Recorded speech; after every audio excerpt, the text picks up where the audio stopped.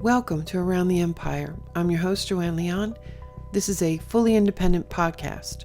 It's available on multiple platforms and will be available on even more in the near future, which is a necessity now due to widespread suppression and censorship of the truly independent media, and it requires significantly more time and resources. Independent media is more important than ever now during this age of censorship, and the only way it can be sustained is with your support. Lend your support patreon.com/aroundtheempire, rokfin.com/aroundtheempire, paypal.me/aroundtheempirepod, and look on aroundtheempire.com for the current ways to support it. Supporters of the show receive extra bonus content with almost every episode, but most of the content is still free, so please take a minute to like, share, subscribe these episodes with others. Our guest today is Dr. Issa Blumi. This is a wide-ranging discussion about the political realignments in the Gulf states, new partnerships in the Middle East and Africa, Qatar's involvement in the withdrawal from Afghanistan, developments in Yemen, the quiet military repurposing of the strategic island of Socotra, the long and complicated exploitation of East Africa, the Red Sea region, and the Horn of Africa, the mass of military bases in Djibouti, the Turkey-Russia relationship, and more. For those listening to the audio version of this podcast, we've added many maps and other visual enhancements to the video version that you might find helpful during some of this discussion. So if you're interested, you can find those versions on YouTube and Rokfin right now, and there'll be more video platforms soon. Dr. Issa Blumi is an historian, an author, and a professor of global history, Islamic world, the Ottoman Empire, Yemen, and Albania. His most recent book, Destroying Yemen: What Chaos in Arabia Tells Us About the World, tells the story of the wars in Yemen, but also, quote, ultimately tells an even larger story of today's political economy of global capitalism, development, and the war on terror as disparate actors intersect in Arabia. We recorded this on October 6th, 2021. Issa Blumi is here. It's so great to see you, Issa. Thanks so much for coming back on the show. And I have a lot of things to talk about and ask you about and sort of catch up on things. It's wonderful to see you again, and hello to your listeners. And I'm looking forward to this exchange, and hopefully it's the beginning of yet a series of conversations in the next couple of months. Yes, I hope so too. I'm so glad that we're able to speak more easily now. And of course, I save up my questions for you, or when things happen, I jot them down. I'm like, oh, I need to ask Issa for his thoughts on this, or to help explain some of the things that are going on. So today we don't have one specific topic that we're going to talk about because we're doing like a catch up, maybe you could say. And because there are so many things going on, it's very difficult to keep up with what's going on in the world. But I guess one of the first things that I'm curious to hear your thoughts on, there seems to be a real, since our withdrawal from Afghanistan, and I suspect that some of these things there were undercurrents of these things even before that, but it appears that there's some realignment happening with the Gulf states, with Iran, with Iraq, and just in general, maybe the Gulf states deciding that they need to rethink their position. Maybe it is due to the fact that American priorities are clearly shifting to the East. I mean, I'm not quite sure, and I'm not even sure if they're really just talking, or if there really is a realignment going on. We also hear about things like arms deals, the Russians talking to the Saudis, and I'm not quite sure what Israel is thinking about all of these things. So I was hoping that you could just give us some thoughts on what you think is going on. All right, it's a big first section of this meeting, What is going on? I would have to take us back to the transition from the Trump administration to the Biden administration, the reintroduction of this whole cadre of allies of Obama, those who used the Obama administration to assert a certain kind of relationship that was obviously had economic components to it, but it also helped reorientate and redirect certain forms of violent power, use of violence against targeted regimes. We know with Syria, with Libya, the whole Arab Spring period from 2010 onwards is really a byproduct of this administration that emerges with the Obama figurehead, the kind of personality that would promote America's relationship with the Middle East in certain ways. And so their return from the to the whole Victoria, what is her name, who's associated with Ukraine, like Victoria Nuland, and Susan Rice, and Samantha Power, and these actors have long connections with Qatar as the primary engine that initiated these significant changes through their media empire that they had established, the reliance of the large, certain generation of people in the Middle East and the larger world relying on Al Jazeera and their various affiliate outlets to shape how that generation understood the world. And the return, if you will, of the Biden, therefore Obama generation of actors to the Middle East via this election of Biden helped reorientate and position Qatar again as the primary agent for applying American interests, whatever that may be. We know from the Trump administration that there was significant tensions within the empire. It operated sometimes in a disjointed way, where clearly certain agendas were being pursued that were resisted by very entrenched elements and interests from the federal government, whether it be the military, whether it be federal agencies like the FBI and the Justice Department, etc. And I think this transition to which you're identifying as a kind of realignment within the Gulf itself is a reflection of this return, if you will, of certain interests. And portfolios are now opened again with new eyes looking at them. And that has revitalized America's relationship with Qatar.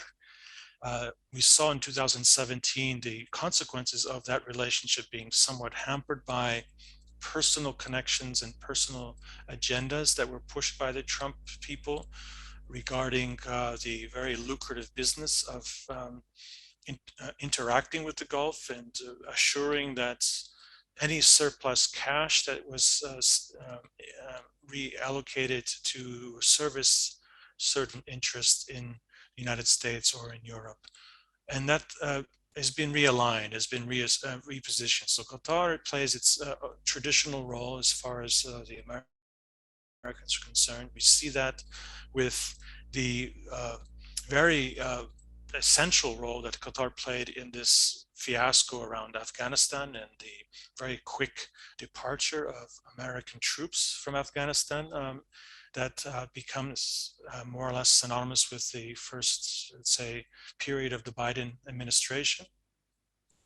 Qatar was the launching pads for American military equipment or personnel, both private and officially affiliated with the US military. And more importantly, Qatar has taken over the responsibility of maintaining connections with Afghanistan after supposedly the Americans have left that country.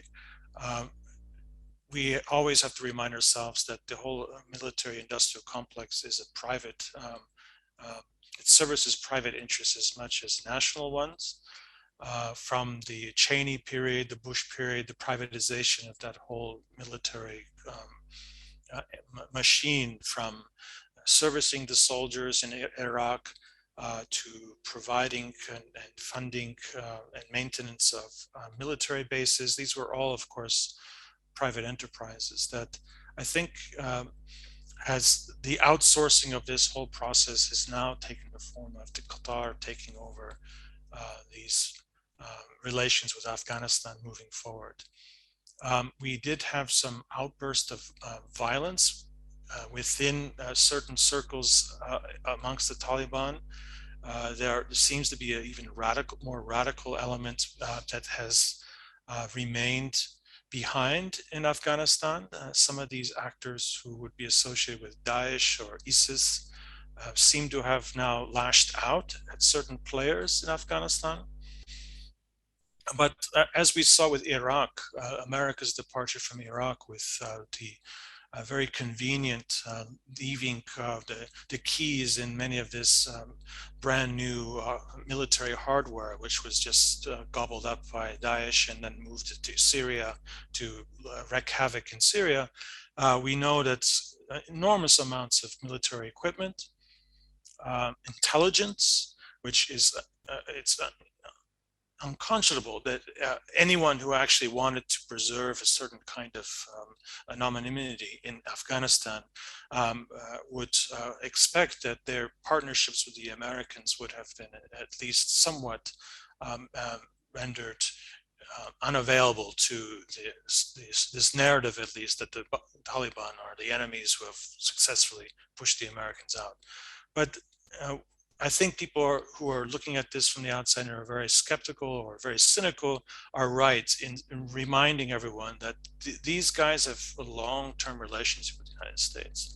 From the Reagan era, the mobilization of political Islam to fight against enemies of corporate interests in the Middle East from the 80s, handling the Soviet Union, a dramatic military defeat in Central Asia thanks to this cooperation between Takfiri groups, Bin Laden, Saudi Arabia, and by extension Qatar.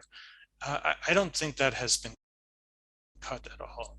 And I think we're going to need some time to see what's actually happening on the ground. But we know that those elements that had been long resisting Taliban, as well as resisting the presence of the United States, which is often corresponding with the rise of the Taliban in a certain shape or form, that they have been savaged by this transition. They have seen considerable amounts of violence that's wiped out their ability to actually resist the Taliban. And I suspect that's very much coordinated from Washington and Qatar. We know that Qatar, again, are working as the intermediaries on behalf of the Taliban, dealing with the day-to-day diplomatic exchanges, the international markets, the payment of debt that the old Afghan government was burdened with in its alliance with the America, all kinds of interesting roles that the Qatar has formally taken over on behalf of the so-called Taliban, and the very fact that they have strong relations with Biden's Washington. I think we should all be looking at it from this prism. And the ascendancy of Qatar means that things are going bad again for especially the UAE. I think they're going to be the odd men out.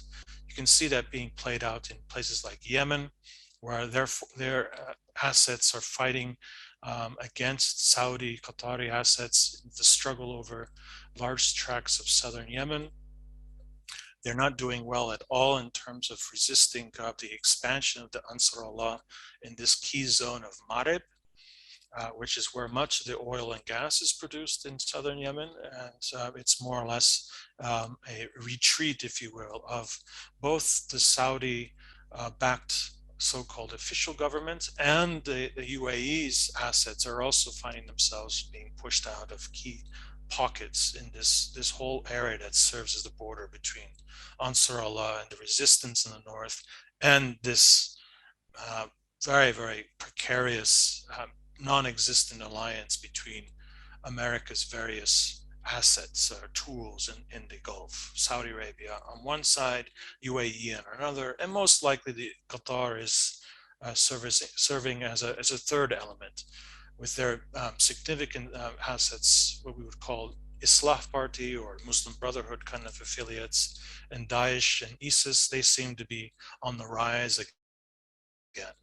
Uh, so happens to correspond with the arrival of Biden and that change and transition of government in Washington. So I think the Gulf, yes, is an interesting place to look at. It is reflective of a lot of other things that happened with the arrival of the Biden administration that plays itself out in many parts of the world, specific to the Gulf and Afghanistan. I think the ascendancy of Qatar moving forward is going to force us to rethink about what's going to happen in the subsequent years. And it behooves us to put it in those terms, I think, moving forward. Yeah, that's a lot to digest. But we've been here before in several of our other conversations where when you explain it in these terms, I mean, it does make a lot of sense to me. I still don't quite understand how these relationships work. But I mean, we can sense factional battles. But Yemen, it's such a shame, but Yemen, not only is it a war that just, a terrible, unjust war, a genocide. I mean, it's certainly a crime against humanity. It also, though, is a big proxy battle, I guess, and it's an indicative in the same way that Syria was. You could see sort of these larger battles playing out in Syria and also in Yemen. And I hadn't even thought about the fact that now realignments would be happening inside the war in Yemen as well. Although I did notice, as I had mentioned to you earlier, I did notice this bit of news about that Socotra island, which I knew we had talked about before. It's just it's a tragic situation. The fact that this unique part of the world was being taken over by some military. I think they built a military base there, if I am remembering correctly. But it was the United Arab Emirates who was taking over there, if I remember right. This is maybe, I don't know, several years ago.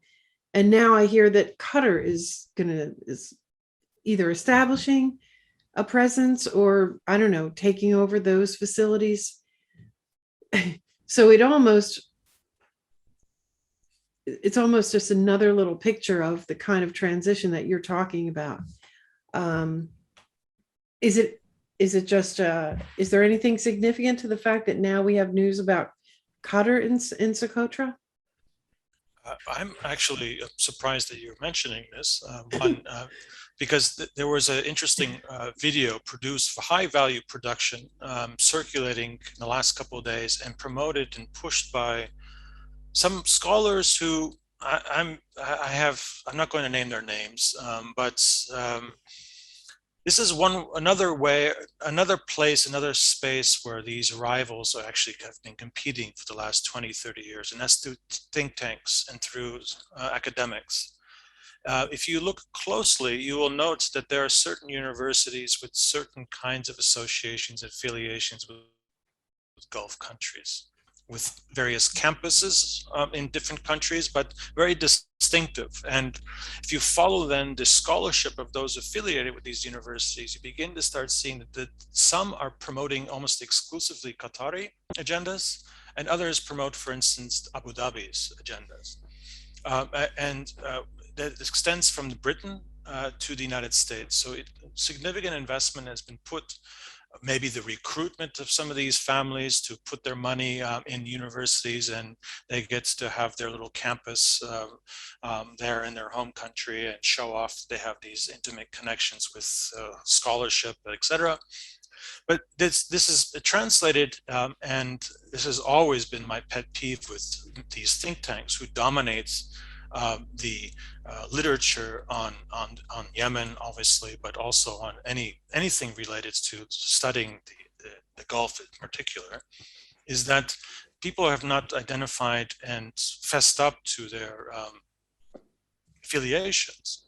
But you can identify that fairly quickly. You can note that much of the productions that are coming out of Brookings Institute and those Georgetown University and Texas A&M and other Exeter in the UK, who have their very specific affiliations in Qatar, will do their best to avoid mentioning Qatar at all in respect to Yemen, for instance.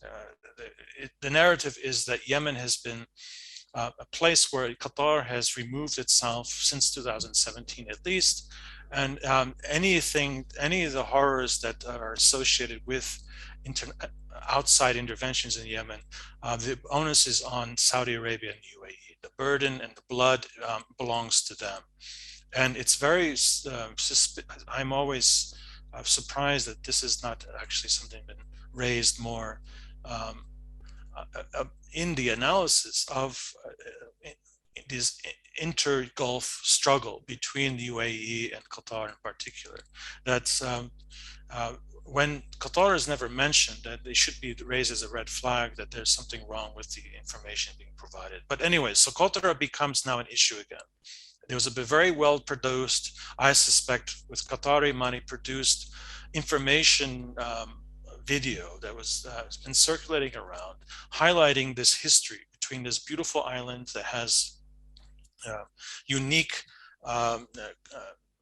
geological as well as biological place in the world, the Galapagos of the Indian Ocean, they call it, but it's also been identified as this key strategic place. And it's avoided mentioning at all that Qatar's participation in this desecration of this UNESCO center that has now been the burden and the responsibility for destroying this ecosystem and stealing the island from its native peoples. Yeah. The responsibility is directly in Abu Dhabi's court. With increasingly Saudi Arabia desperately trying to regain control of this strategic island, and the dramas over who actually military bases actually raising whose flag. Right now we're in a situation where there's a very tense, let's say, agreement to divide up the spoils, if you will, over the access to Socotra. There are bases, yes, most of them are run by UAE operatives. And there has been sometimes violence between the presence of Emirati soldiers and indigenous population, who we are told are associated with the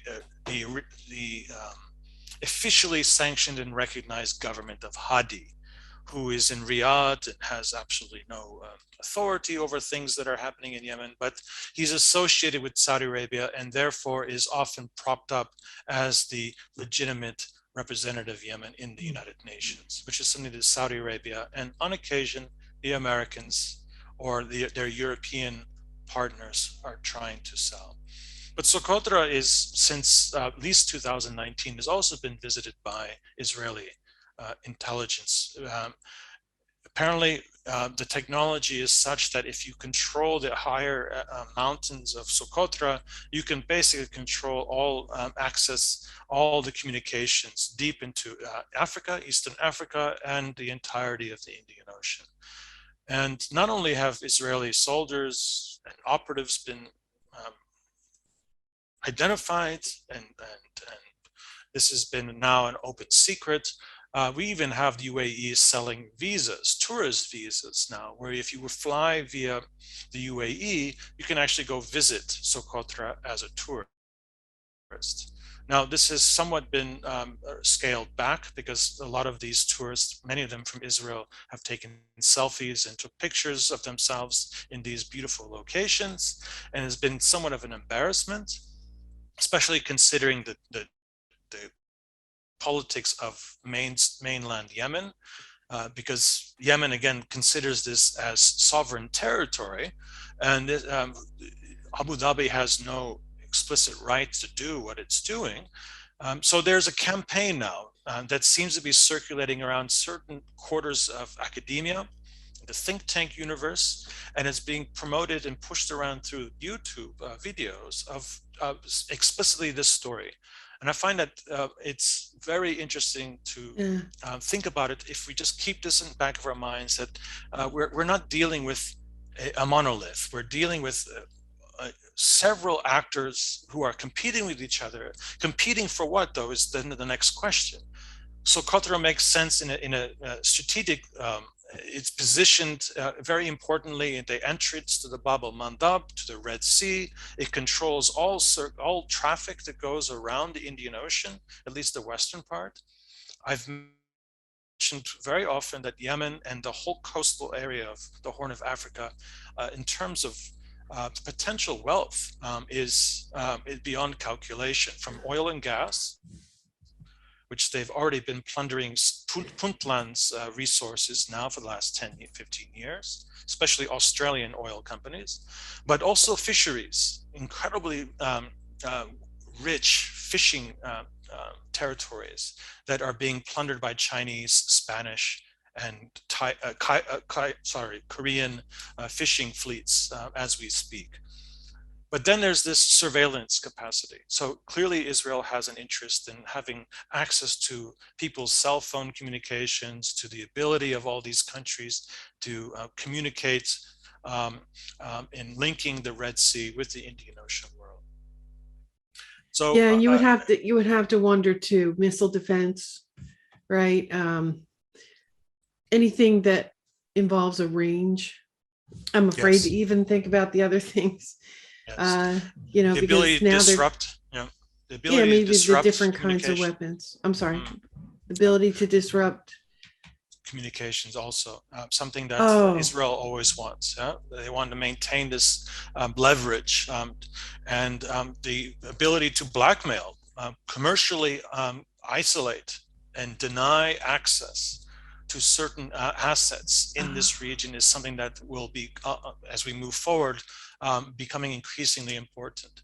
Because what Yemen and the Horn of Africa and the violence since the 1990s represents is these are areas that had long been off the, beyond the reach, or even something that was too expensive to exploit. Yeah. But now these are assets that are now need to be tapped into for Saudi Arabia or UAE to sustain themselves, because they have serious long-term fiscal issues that they are facing. They are bankrupt in many ways. And on top of that, moving forward, who's going to control these traditional transit zones are going to have enormous power. And that, of course, brings in China, and it brings in Russia, and it brings in these other players who have been flirting with this region for the last 20, 30 years, as we know. Right. And that's why maybe this is a good time to bring up the other point I had mentioned to you, looking for some insights. It's the whole Djibouti situation. In that same, well, first of all, it's another strait, right? Another, the big controversy in the East is always the transit straits, the various key trade transportation areas. And so here we have the Bab el-Mandeb Strait, Socotra, as you mentioned, being in that general vicinity, but how about Djibouti and all the countries who are establishing bases there? So recently I just caught up on who is actually there and who's trying to make deals with Djibouti, who is apparently, very happy to do it. They've got that we know of, about $300 million a year coming in revenue just for hosting these bases, and God only knows what on the down low. So you have China, who opened their base there in 2017, and they say that it's to, they talk about peacekeeping and humanitarian operations, but they admit it's used primarily to support the Chinese military operations, which I'm not even quite sure what those operations are. And of course, we have a base, the United States has a base there. Russia was denied a base in Djibouti for whatever reason. India is negotiating one. 5 countries have a base there right now: China, Japan, the US, France, Italy. And the Saudis are in negotiation for one, which I found to be interesting. Russia was denied, as I mentioned. And we're talking about thousands of troops. They say that they are doing anti-piracy operations, but we've heard a lot of talk about that as reasoning for the US being in that region for quite a while now, and I've always had my doubts. I didn't realize that the fishing, that they were exploiting the fishing in the area. We know that there are a lot of depleted areas for fishing, so that's interesting. So, why Djibouti? Are there not other places where people could put these bases? Is it just that they are a very friendly government? I mean, is that just going to become a country that's just totally one big military base, patches of military bases, or what?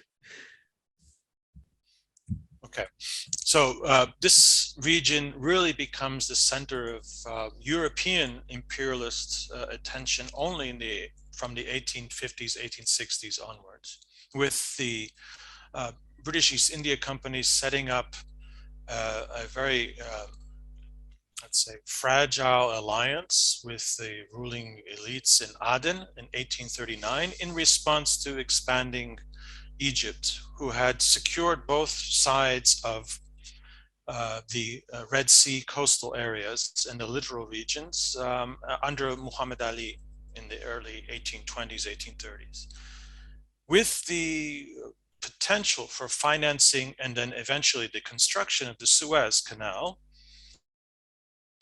what was already a very lucrative trade route from East Asia into the Mediterranean, into the European markets, became increasingly of strategic value, to the extent that the British conjured up certain kinds of excuses and then occupied Egypt by 1882.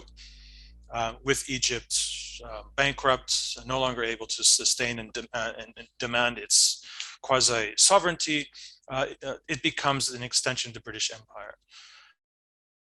And this is precisely the time when you begin to see independently various companies investing in the Red Sea as well. The Italian companies from Genoa, from Napoli, set up various enclaves along the coast of what today is Eritrea, we know as Eritrea. Similarly, Germans, the Swiss were there, the Danes, they all had put little enclaves to put coaling stations, because in those days, to refuel your ships from Europe to India, you needed to find independent source of coal and for water and things like this. There are lots in the Red Sea, in the southern part of the Red Sea, the Farsan Islands, for instance, which belong to Eritrea, has long been a zone of dispute between Yemen, Saudi Arabia, and Eritrea. Ethiopia before, when Eritrea had been absorbed after World War II into this area. So there are a number of reasons why the Red Sea, and it had a lot to do with the connections that the Red Sea provided between the Indian Ocean and East Asia with Europe. But there are also resources. The reason why the originally French investment in Djibouti, which was known as French Somaliland, the British had British Somalia, so it's today called Somaliland, which is this Berbera and this coastal area of the northern part of what we know as the Horn of Africa.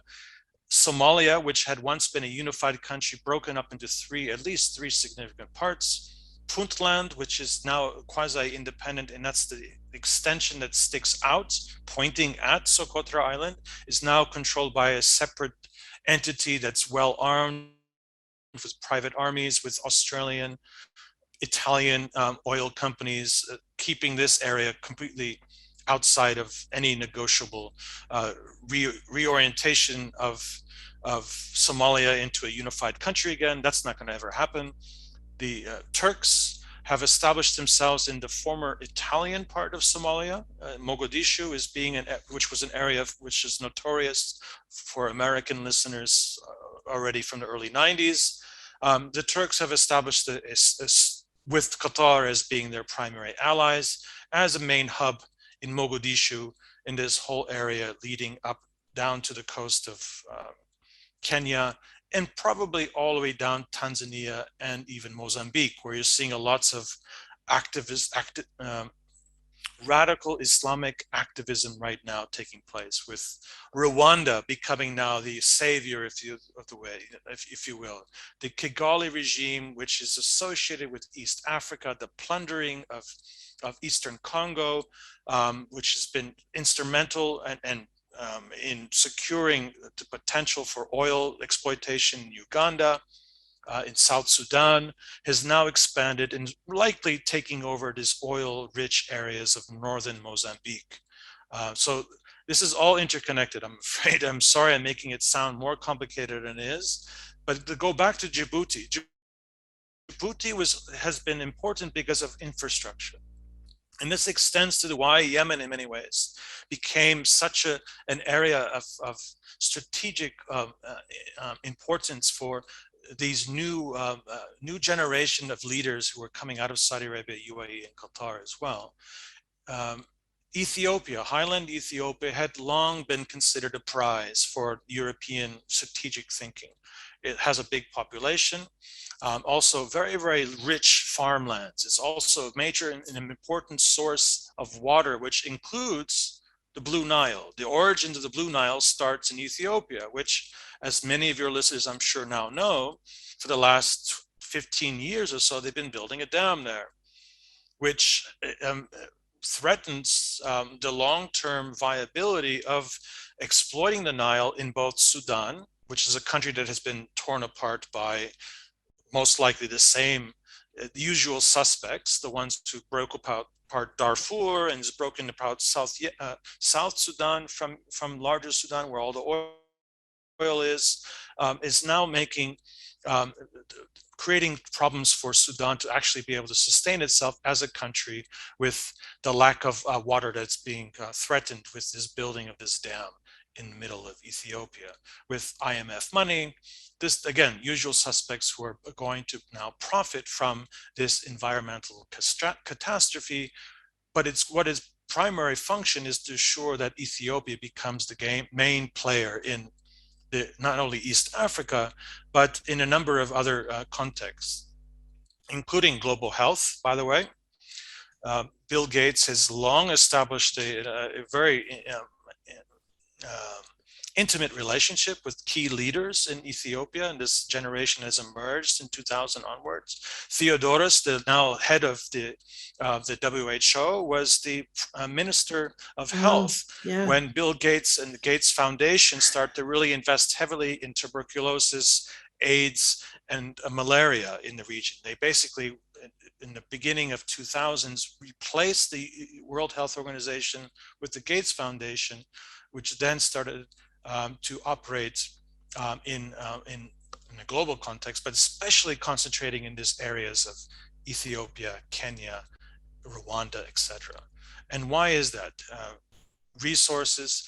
For the Gulf, this is important because Ethiopia was, over the long term, expected to be the breadbasket for all of this development of the Red Sea, which is resource poor. It does not have water. It certainly doesn't have food, and it doesn't have the labor needed for Mohammed bin Salman to build his casino towns in the Red Sea, for Israel to develop its Red Sea areas in conjunction with Saudi Arabia, which is becoming more and more openly embracing an alliance with Israel, as the UAE has done. UAE has formally signed a peace agreement, and they recognize each other, and you can see Israeli-backed finance operatives moving to Abu Dhabi and Dubai as we speak. So this is connected to Socotra. It's connected to this idea, this vision of using the Red Sea as a zone for development, kind of replicating what Dubai successfully did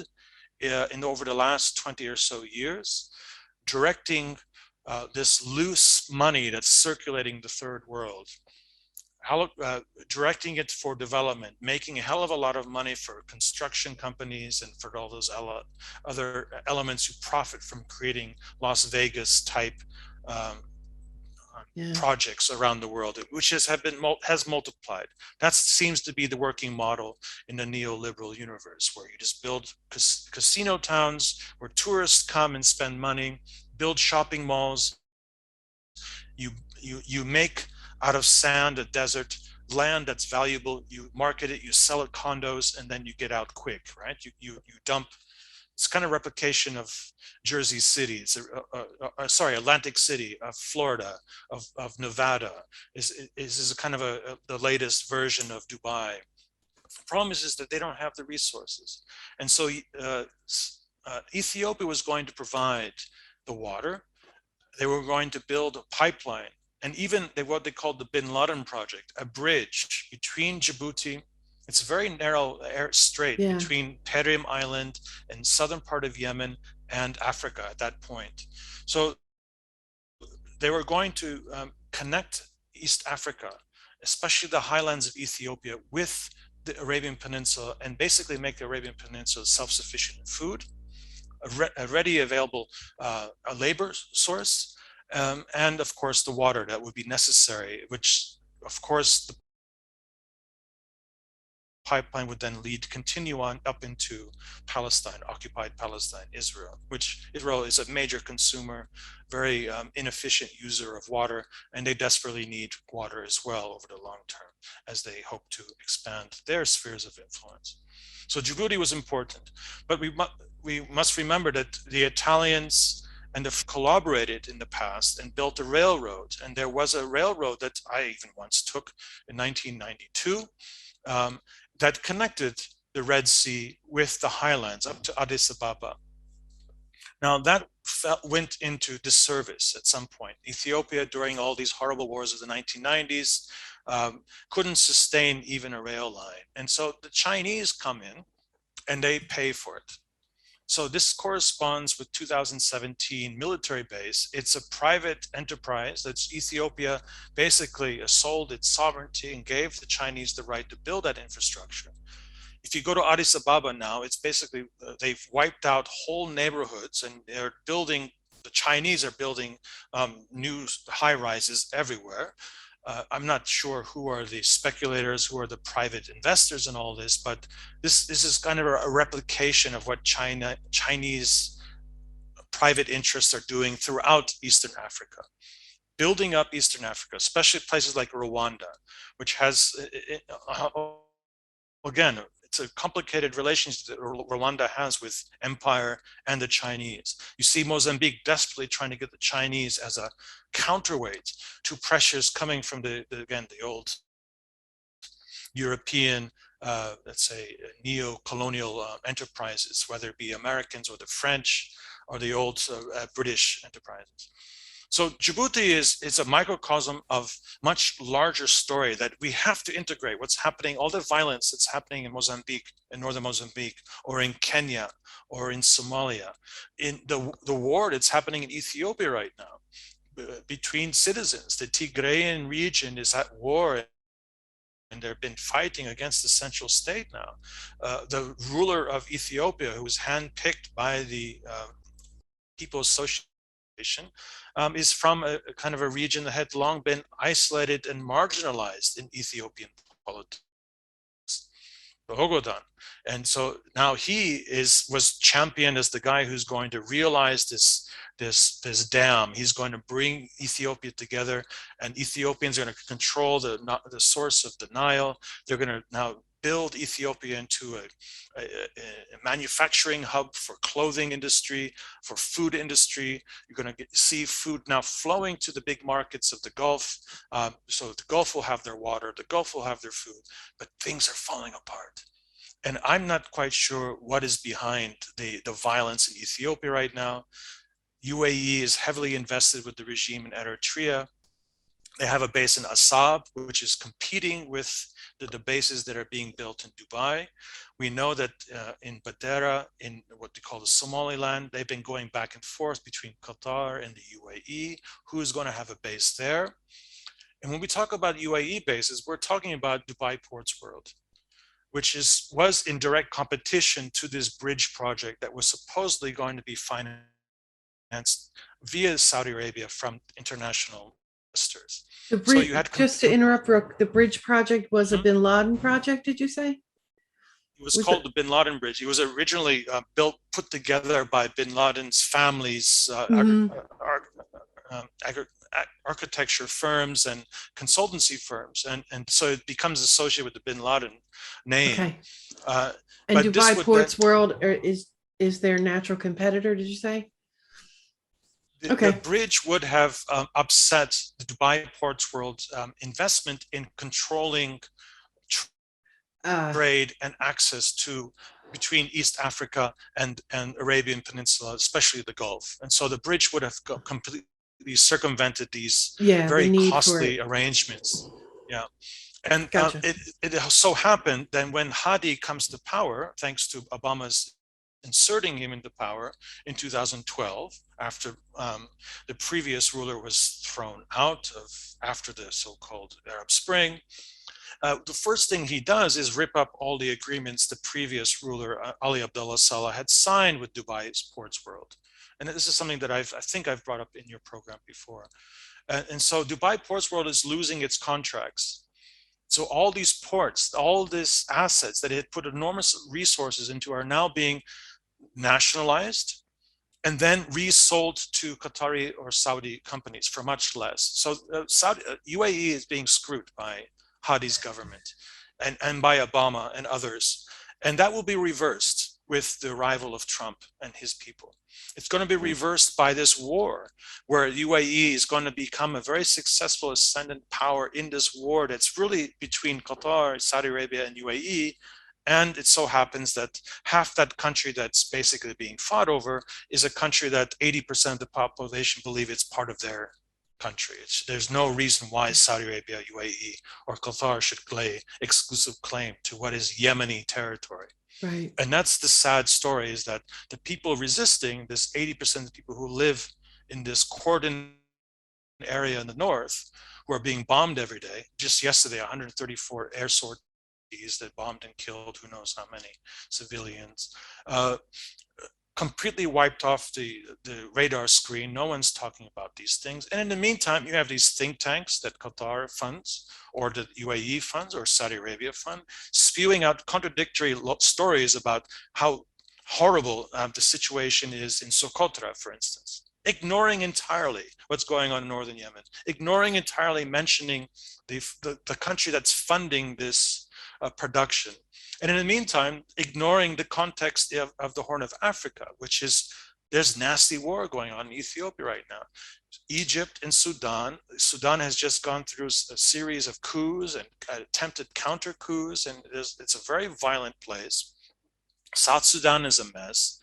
And in the meantime, Ethiopia is in a civil war right now. Yeah. And this big issue about what are they doing with this dam? I mean, Egypt has constantly threatened, we will bomb this dam. We will make sure that this dam is never completed. So we have just an endless string of interconnected, but seemingly separate conflicts and tensions, with the presence of China in Djibouti becoming the kind of focal point, where in fact we've lost connection to what's going on all around it. And so I think China has long played a very dubious, unprincipled role. It has always exploited opportunities.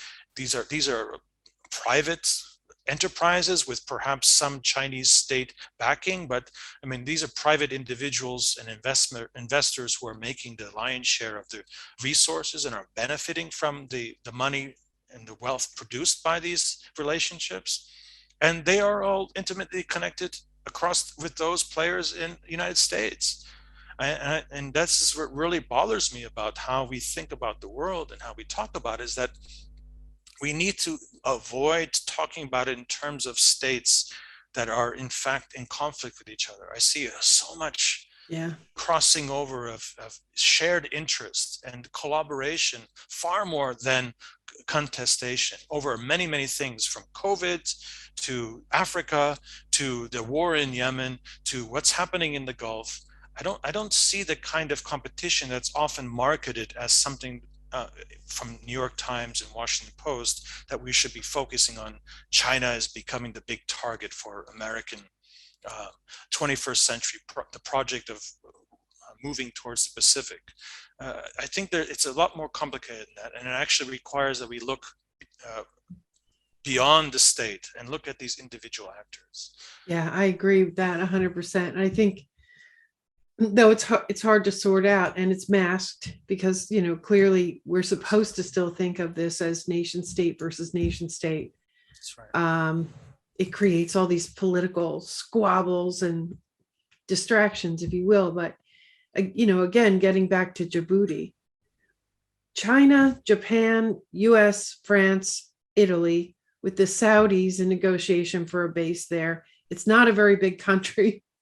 All these places, enemies, frenemies, enemies, and there they all have their military bases there, and they're not, they're not fighting with each other. So what's going on there? There's something that doesn't jive. You know what I mean, Isa? I think that is going to paint the picture that you are, or it's making your argument for you, if you will, about this is not, these people are all in league. And all these actors, Japanese, for instance, they're enforcing the embargo on northern Yemen. They're helping in supposedly, yeah, of course.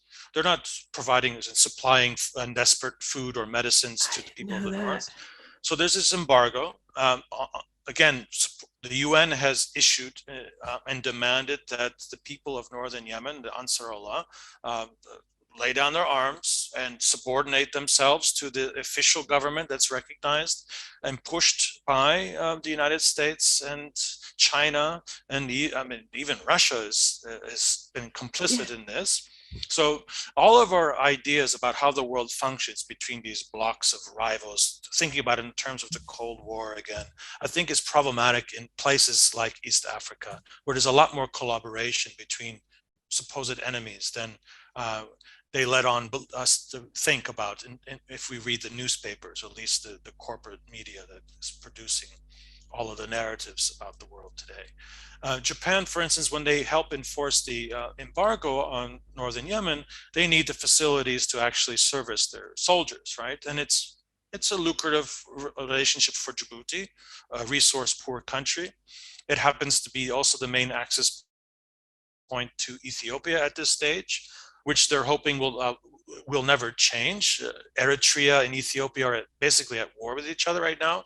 At least their assets are at war, making connections between the Red Sea and the whole coast of Eritrea, which is a very long one, impossible with Ethiopia, even though that's a very natural direction for connecting the wealth of Ethiopia with the larger world. It would go through Eritrea.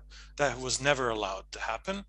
And then through Somalia, it's also a mess in which we don't talk about it much, but Turkey is a player, and they have the assets. They're a NATO country, which gets all the perks of being a NATO country with the military support. They have a very viable, thriving military industrial complex of its own. Obviously, it's been helping plunder Syria and northern Iraq for a long time now, but they've been very actively involved in protecting the Qatari regime, for instance. They sent special forces in 2017 when Saudi forces were at the border with Qatar, while the Trump people were kind of looking in different directions, and let the locals decide these things. Turkey assured that their allies would not be removed from power in 2017. And that's an interesting story to tell, which has not been covered at all in media. It's very hard to follow. It's one of those things that are kept very close to the people who are in the know about all of this. But maybe at some point when I feel I can actually put the resources together, I will write a little bit more about this. Something I could not do while I was based in the region, but now that I'm in Europe, maybe I may be able to shed more light on this. But I ask all of your listeners to think about Turkey and its relationship with Qatar. It has been used as the heavy stick on behalf of Qatar in many parts, whether it be Libya, whether it be Syria, northern Iraq, and it seems Eastern Africa. They have assets. Some of them were arrested recently, hitmen who were sent to various corners of Africa. You have a big presence of Turkish industry in Africa. You go to any major city in Africa now, you'll see Turkish food products everywhere, which is very interesting. So kind of off the radar screen, while we focus on China, we focus on Saudi Arabia or Israel or something, we have Turkey becoming a player in African politics in very interesting ways. It is also a major hub of transport. People who want to go to Europe go via Istanbul. And if you look at Turkish Airlines, where their flights go, they're in more cities in Africa than any former colonizer of Africa. Whether it be Brussels Air or Air France, you have more Turkish airlines presence. And we can't disconnect that from NATO. The intimacy between Turkey and NATO and the United States, I think, is still there. There were tensions, but there is definitely a lot of collaboration since the Obama administration with Erdogan, respecting Syria and northern Iraq, and I think, and Libya, of course. And I think that has been revitalized.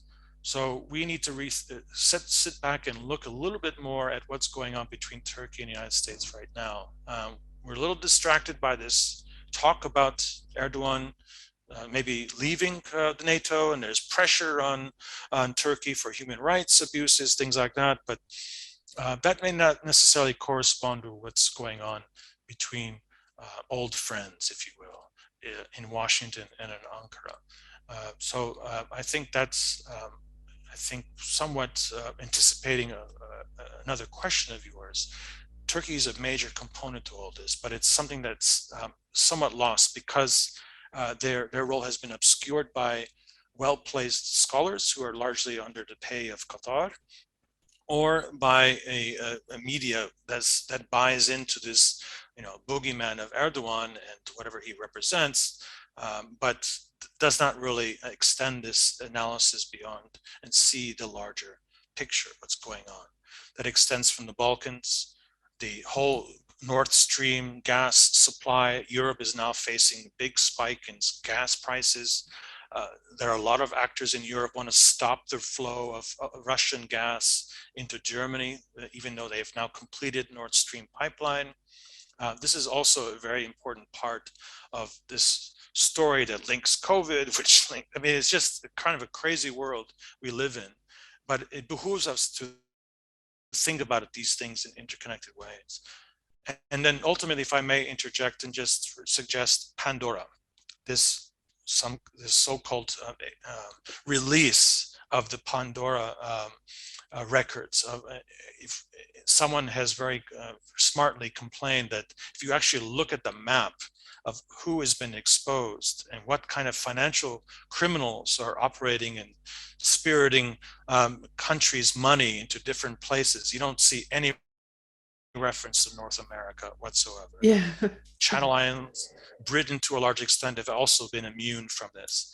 So I think that's something that we could talk about in the future once we get a little bit more chance to look at what is actually being sold to us as a scandal. Very much a diversion of our attention. It doesn't really seem that we have bought into it, but it's nevertheless interesting that this would be released now. Yeah, I always ask too, why now? Instead of digging into the content, I'm usually thinking, who's behind this and why now? Unfortunately, I guess I've become so cynical. Another attempt to find Vladimir Putin's hidden wealth across the country, apparently, across the world, apparently. But meanwhile, some people would say that, that the United States is like the best place. It's a legal haven for, tax haven for money, but I don't know. And we've brought this up before in previous episode. Joe Biden is associated with Delaware with credit cards, right? That's the biggest offshore banking hub in the world right now. Yeah, and it's where all the corporations initiate. It's where they incorporate too. Yeah, it's infamous. Crazy. So we were talking off air about the whole issues about the Federal reserve, and that there's clearly a huge financial bomb that's either blowing up in slow motion, or it's already blown up and we have Right. no idea because we've been diverted, our attention's been diverted to hating each other because of COVID and you're vaccinated or not, or whatever. But clearly since 2018, 2019, they were, I remember telling my students, you guys, you're going to have, your world is going to change. I can't tell you what's going on, but there's something big is going to happen. I thought it was going to be financial. I thought the world's economy was going to go through this global reset, and very much a controlled demolition seems to be in the process of happening.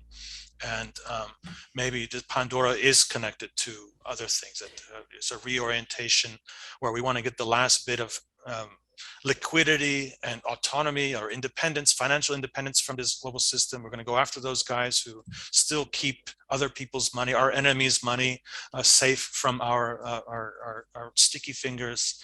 And who knows what's going on? But this is something to look into moving forward, for sure. Yeah, to be continued. I think Yeah. I've probably taken as much time as I should of yours, or even more, but I'm dying to continue this conversation. So I'm really, really happy that you have more ability to do that now and are freer to speak, because not like we are these great geopolitical geniuses or analysts or anything, but how can a thinking person not wonder about these connections, not wonder about this, not be curious in terms of just plain curiosity, but also, to make good judgments, to make better decisions for ourselves. It's important to try to understand as best we can. And I really appreciate that you digging into this and talking on this podcast and giving us your time. It's just invaluable to me. I really appreciate it. Plus, I really like talking to you. So if there's anything else that you wanted to bring up before we wrap up today, please do that. Otherwise, tell everybody where to find, and I will also link all this in the show notes, your book, yourself, maybe anything interesting that you have going on right now, or anything else that you want to say, if you would. Well, I'm again happily back, at least in a situation where I can speak. That doesn't mean that it actually translates into anything. And I might apologize if I've maybe have sounded a little bit too energetic today, and I do have a lot to say, but maybe in a more organized way in the future. But I do hope to have a chance to speak with you frequently. I'm very happy to your university you've created. Your listeners are I'm sure benefiting from all the guests that you have brought and gave them access to. I'm very honored to be part of this process. And I don't produce podcasts myself. I don't do blogs. Maybe I should. I don't know. I'm just trying to do research, a lot of things that have to do with the 19th century these days. So I will write another book about Yemen, about what's happening right now. I just need to organize my life in a way that is possible to do all this. All I can say is I'm hoping that everyone is staying strong and keeping to their principles, which are clearly, if you're watching this podcast and are your listeners, they clearly have certain kinds of principles that I think moving forward, we really need you guys to hang in there and stand up firm to clearly a reach for power that's unprecedented, I think, for in a long time at least. And this is global. And peoples in Yemen have been fighting for 5 years. I think we have to remember them. We have to remember people who are struggling literally with their lives on the line in many, many corners, including the United States. People are being fired, people are being thrown out, being targeted for a number of reasons, for political views that are not just related to COVID, but to many things now. It's a very scary time that I think is affecting all of us, whether we're in Europe, North America, and indeed places like Yemen. So I hope that we'll have a chance to talk later about these other things as well. You can just look me up, Issa Blumi, let Google direct you wherever they could direct you, or DuckDuckGo or whatever. I have revised my profile page from my university at Stockholm University. So there's more information about what I do, some of the other things that I've done. So you're welcome to take a look at that as well. Yeah, good for all of us to have multiple ways of getting in touch with each other and staying connected in case you get deplatformed from one thing to another. I started expanding to a couple of different platforms now. So yeah, you just never know. But I look forward to talking to you again soon. And yeah, we need to keep our heads on straight. We need to stick together. And like you said, stay strong and remember what's important to us and all those kind of things, and stay connected as they try to pick us off and knock us off different platforms and all that. So we'll work on doing that, right, Isa? Thank you, Joanne. Okay. So much. Thanks so much. Thanks for listening. Special thanks to Isa Blumi. Follow him on Twitter at Isa Blumi, ISABLUMI. Find his work at Google Scholar, and find his latest book at the UC Press. This podcast is independent media, so listener support more important than ever. Rokfin.com/AroundTheEmpire, Patreon.com/AroundTheEmpire, PayPal.me/AroundTheEmpirePod. You can find this on any mobile podcast app. Find everything you need on AroundTheEmpire.com, also on Rokfin, Patreon, and YouTube. Don't forget to like, share, subscribe. Follow on Twitter at AroundTheEmpire. Join us on Telegram, t.me/AroundTheEmpire, and we'll see you next time. Take good care, everybody. Keep your head on straight. Stay strong.